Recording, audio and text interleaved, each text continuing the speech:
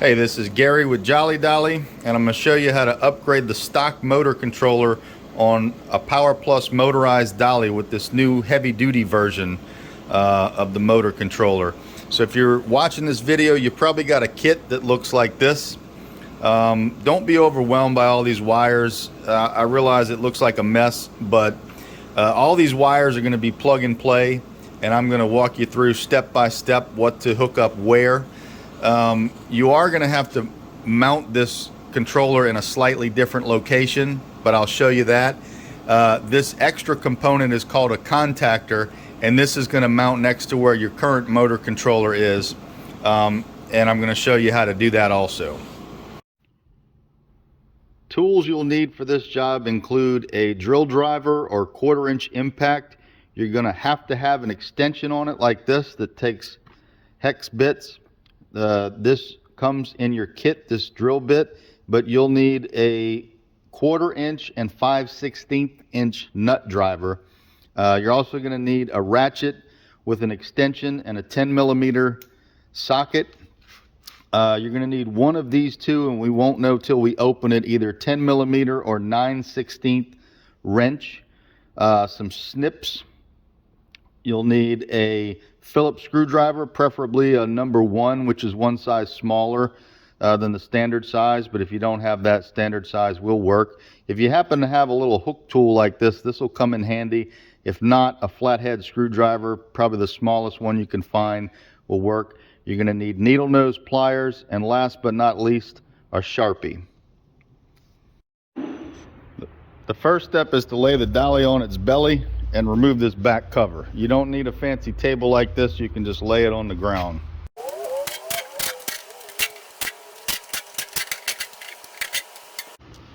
When you take this back cover off, be aware that the winch charge port has a connection right here, and that's got to be separated in order for you to remove this completely. Just remember that needs to be plugged back up as you're putting the cover back on, or else your winch battery won't charge. I should mention that in the videos, we've removed the axle before we did the video so that you can see better what we're doing, but you're doing this process with the axle still in place, so you're going to have trouble getting to certain things. You can remove the axle if it makes it easier, but it is a lot of work to do that, so I don't recommend that you do that unless absolutely necessary. Before you work on anything, you want to disconnect the fuse. In this case, we're going to be upgrading the entire fuse holder, so we're just going to go ahead and take the fuse holder off. When you do this, use a 10mm to make sure you save these bolts and these washers, because you're going to need them to put the new one back on. Be careful you don't use your tool to accidentally short one of these batteries. Once you have this out, it's safe to work on the rest of the dolly. Once we take the cover off, we're going to locate the motor controller, which is this silver box right here. That's what we're going to be replacing.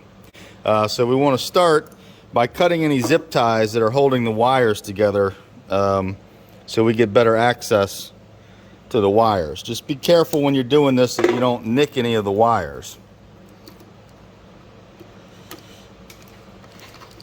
So once we get them loose, we want to locate what's called the indicator wire. Look for a pink and black wire that comes out of the controller. It's going to have 2 wires going to it, a black and a red on the other side. This is a little quick disconnect. So we want to take this connection apart by squeezing right here and then pulling apart, and we want to verify that this is indeed the indicator wire. We can see it says indicator. It may also say something like battery status or something to that effect. So once we've verified this is the correct wire, we want to label this connector here, and I'm going to do that with a Sharpie, and I'm just going to write IND, indicator, on there. This is the only wire that really matters that could be confused with anything else. So at this point we can start disconnecting some of these other wiring harnesses. This is the throttle wire here.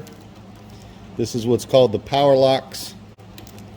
Then you want to disconnect your your bigger wires. These are quick disconnects. Grab them here, do not grab them by the wire, and just pull these apart. There's a red wire and a black wire. Last but not least, there are blue and yellow wires, and we're going to follow them this way. They're going to transition to black and red, and they're going to connect to this black box here, and it should be the top two bolts where they're connected. We want to remove these bolts and take the wires off. This is going to be a 9/16 wrench. If you have the smaller version of the contactor, it'll be a 10 millimeter. Make sure to keep all the washers that come on here. It's very important to put those back on when you're done.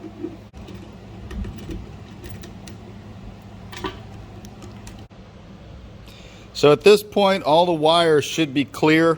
There's going to be some extra unused wires down here. We can pull those up, and just make sure that nothing else is connected to this silver box. Then we're going to remove the silver box. This screw most of the time will be a 1/4 inch hex. It could also be a 5/16. And the easiest way to get these off is using a drill driver with a nut driver on the end. You could use a ratchet with an extension.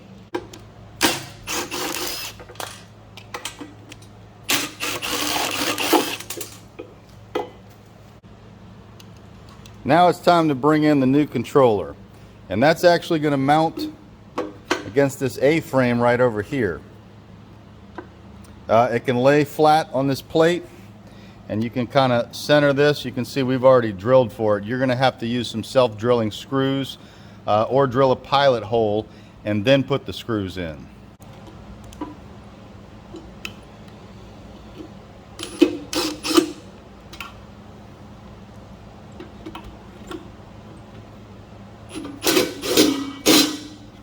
Take your contactor, we're going to move it back into this position over here, but you want to make sure your wires here are clear and going down into this channel between the black thing and the silver thing.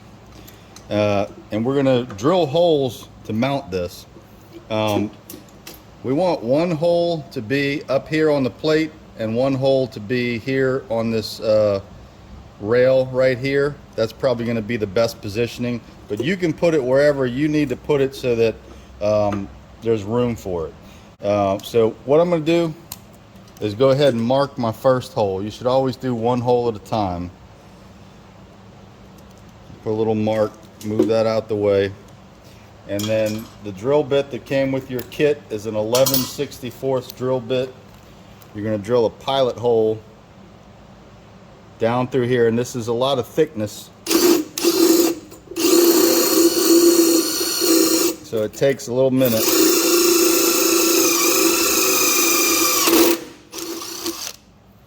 All right, now we're going to swap out our drill with a nut driver. We're going to get one of these self-drilling screws on the end of it here. Move our contactor back into position, and we're going to go through here and into the pilot hole that we just made. Go nice and slow. Make sure it's straight. Don't over tighten or you will break the bolt. All right, now that we've got that one in, we can drill our next pilot hole. You don't necessarily have to mark it since it's going to be held in place.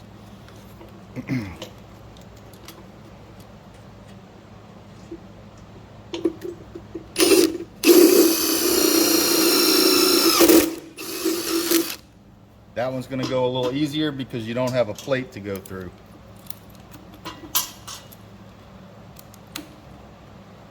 And then one more screw.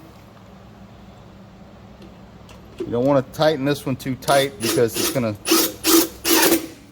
kind of bend over the whole thing, but that's all right. So that's it. We've got our contactor mounted. Now we're ready to move on to hooking up the wires and getting this thing ready to run.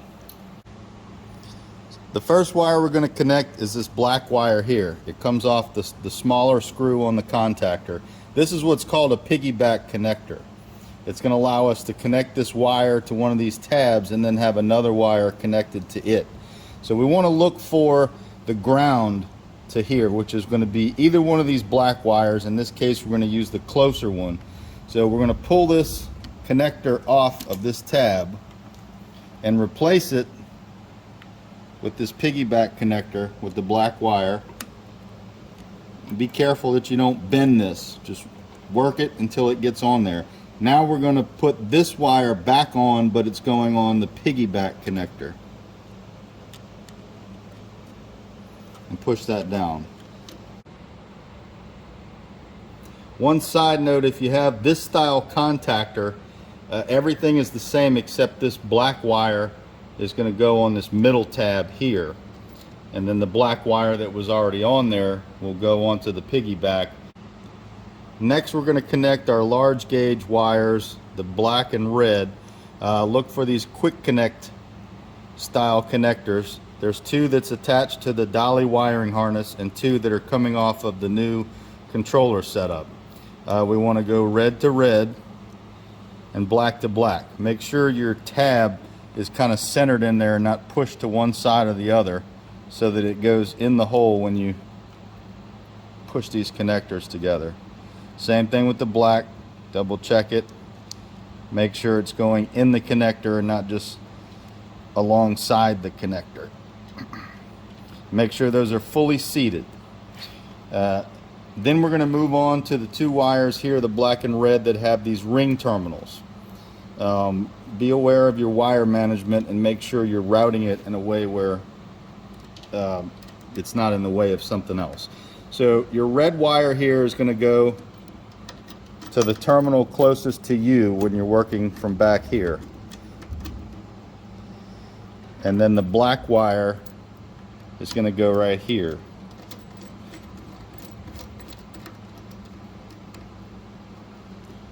And then of course you need to make sure these are tight. These need to be torqued down just like any bolt would be anywhere else.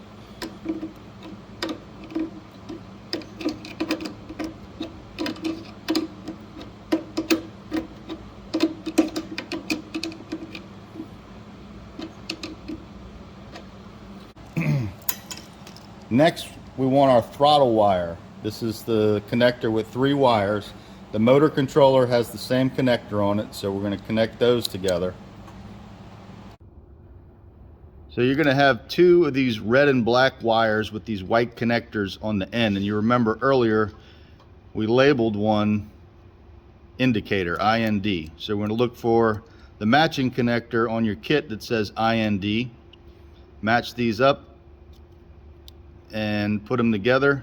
Squeeze the clip, make sure it fully seats. And then by default, the wire you have remaining is going to go to this power. This is the one that would have went to the power locks connector on the old motor controller.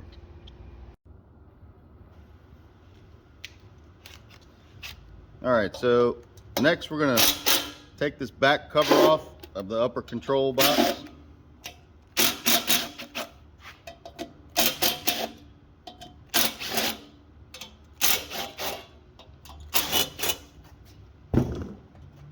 A lot of times these screws will get stuck. You just got to yank on them or pull them out with pliers.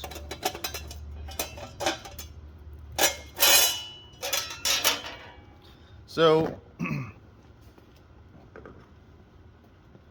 we need to get this switch piece off. If you look in here, there is a yellow tab, and I'm going to flip that down, and that's going to release this.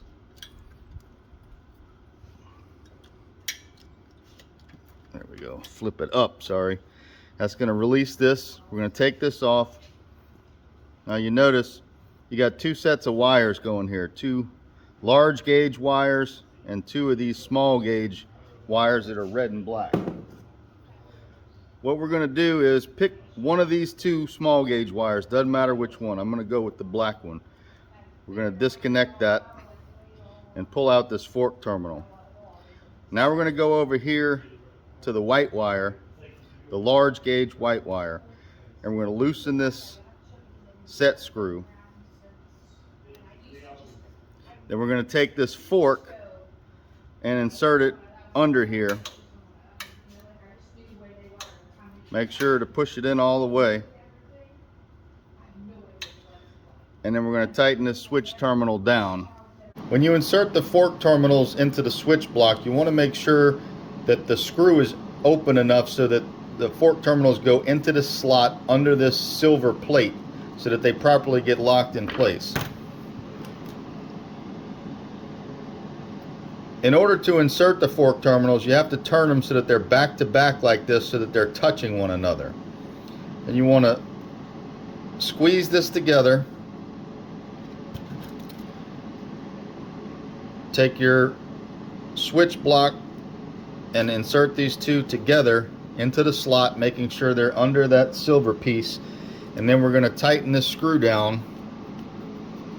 And when we do, we should feel these crimp terminals moving. And afterwards, we should be able to do a pull test by pulling on the crimps, not the wires. And we should feel that they're solidly locked into place. So when you're done, this is what it's going to look like. We're going to leave one of these small gauge wires, that's the one we're not using, attached here. And then on this side we have the large red wire, and on this side of the block we have the large white wire and the small black wire. So once you're done, you want to put this switch block back on. You may have to turn it to the left or right to get it to go on. Make sure that it's all the way seated, and then flip this tab back down, the yellow tab, to lock it in place, and make sure that it's all the way seated and completely locked in place. The next step is to upgrade the fuse holder to the larger one, and we've already removed the old one, so now all we have to do is install this one. You may need to bend these ring terminals a little bit so that you can get your bolt in there. Just make sure you don't cross thread anything. We're going to be using the same bolts and washers. Be careful not to drop the washers because they're almost impossible to retrieve if they fall down between the batteries. So we're going to tighten this up with a 10 mil. We want this to be nice and tight, but we don't want to over tighten because we can damage the battery terminal.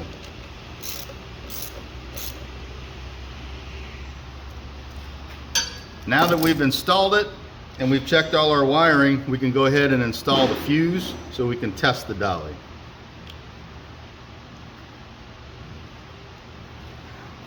You turn it on, select forward, give it some throttle, reverse, throttle, make sure the dolly's operating correctly, make sure your battery status indicator is on. And once you verify that everything's working, it's time to do some wire management. You do want to go ahead and remove the fuse before you do your wire management. Now this is a big fuse. It can be a pain to get out. Just work with it. Make sure you don't bend anything. Now it's safe to do your wire management. All right, so it's important to get all these wires up and out of the way and zip tied together. Your axle is going to be right here, so you want to make sure none of these wires are going to rub on the axle. So you can start back here, start putting some zip ties on here. When you have wires like this that can kind of flop around, you can kind of pull them down further into your bundle. Just be careful when you're doing this that you don't disconnect anything.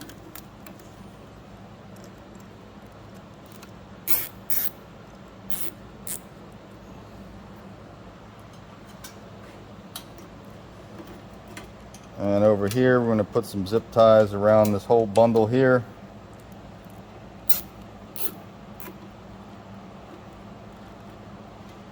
And then we can start to get stuff out of the way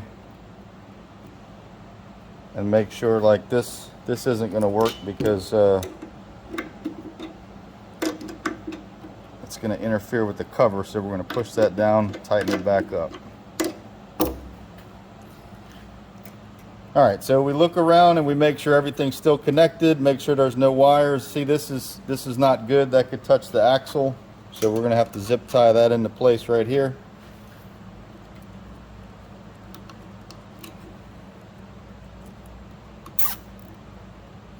Now we're good.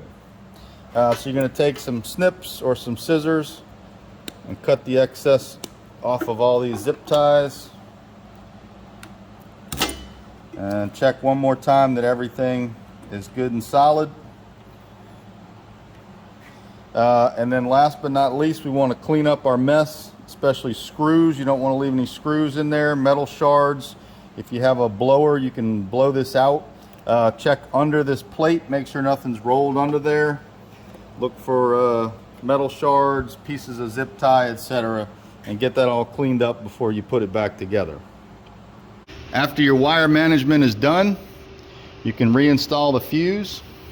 Make sure to seat it fully all the way down, and then you close this cover and snap it in place. It's best to test the dolly one more time after your wire management is complete, just to make sure you didn't disconnect anything. If everything's good, you're good to put everything back together.